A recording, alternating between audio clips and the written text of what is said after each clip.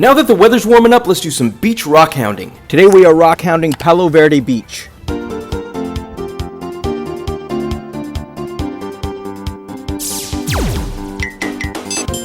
Pretty cool. In order to get to Palo Verde Beach, you actually have to park at Trump National Golf Course. Don't worry, it's allowed. There's a whole parking lot dedicated to people who want to get to the beach. All you got to do is hike all the way down this pathway. It's clearly marked out with signs. And there's a lot of really nice breathtaking views. This hike is just basically along this giant sea cliff. Eventually, that cliffside path is going to curve down to the beach, and once you hit those boulders, you know you're there. I came out here a couple years ago, but I'm excited to come out here and give it another look now that I know what I'm actually looking for. So what can you find here? Well, there's a lot of this really black or dark brown chert. It doesn't look like much on the beach, but if you throw in the rock tumbler, it'll come out really nice. Also, the big prize here, root beer agates. They call them root beer agates because the color reminds people of root beer. Now, I'm not 100% sure if this does qualify as agate. There is some agate on this beach. This also might be some golden barite. Also, I found this could be some pink tourmaline that tumbled down from the cliff. There is tourmaline around here. That would be really cool, or it could also just be a shell. So if you're rock hounding at Palo Verde Beach, you're more looking in between the boulders to see what is chipped off. But once in a while, you'll find that golden barite on the boulders. That's the stuff I was talking about. You'll see it form in veins in these larger boulders, and where it clefts along the seams, you can find some crystals. As you can see, I found a very large seam of it in this big rock right here, way too big to take home. But if you get lucky, you can find little pieces of it that have broken off in the surf and have been naturally tumbled by the waves. We'll look for that in a sec. There's two separate parts to this rock hounding spot, the boulders and the beaches. I'm going to get this one wet so you can see that seam of golden color in the middle a little bit more defined. That right there is the barite. That's what we're looking for. It also will fluoresce under a black light.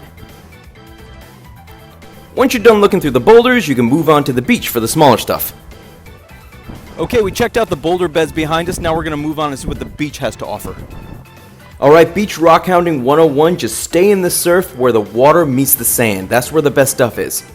Already we're finding some agate, some nice chalcedony right there, some stuff with some calcite veins running through it, some interesting jasper right here. Also, we're finding some quartz. A lot of quartz at this beach is actually peach colored. That's the iron staining running through it. Just for reference, here's a piece of white quartz without the stain. And finally, we're finding some agate. You can see it's got some banding inside. It's got little bouquets of white patterns in the middle. The largest agate that I found was this one right here. This one's nice. I can't quite tell if it's got some inclusions in the middle, like saginite, or if that's just stuff that needs to be cleaned off. And of course, serpentine, the California state rock.